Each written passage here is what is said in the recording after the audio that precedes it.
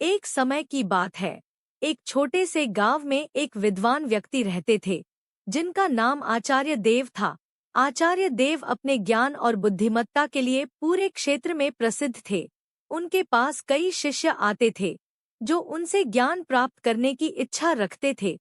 आचार्य देव ने अपनी जिंदगी में कई कहानी सुनी और सुनाई थी, जिनका उद्देश्य लोगों को सही राह दिखाना था। हर दिन गांव के युवा उनके पास आते और उनसे शिक्षा प्राप्त करते। एक दिन उनके एक शिष्य ने उनसे पूछा, गुरुजी, आपने हमें बहुत सारा ज्ञान दिया है, लेकिन हम इसका सही उपयोग कैसे कर सकते हैं?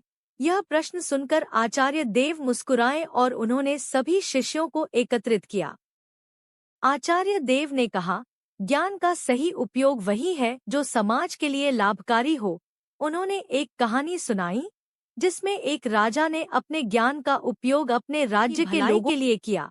यह कहानी एक ऐसे राजा की थी जो अपने राज्य में सुख शांति लाना चाहता था।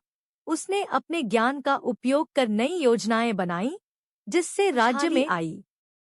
इसके बाद आचार्य देव ने अपने शिष्यों को एक परीक्षा देने का निर्णय लिया।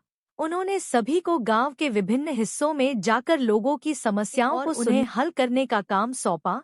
शिष्य उत्साह से भरपूर थे और उन्होंने पूरे मन से इस कार्य को किया।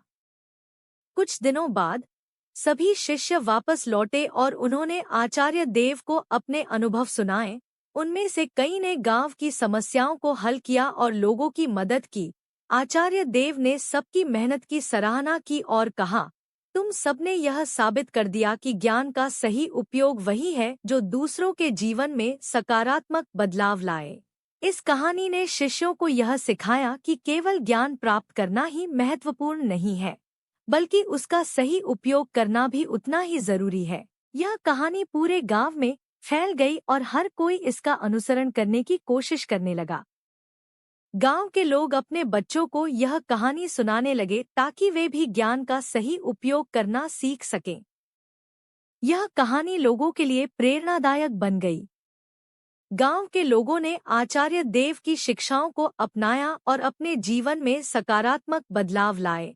इस प्रकार गांव में एक नए युग की शुरुआत हुई, जहां ज्ञान के सही उपयोग की महत्ता को समझा गया।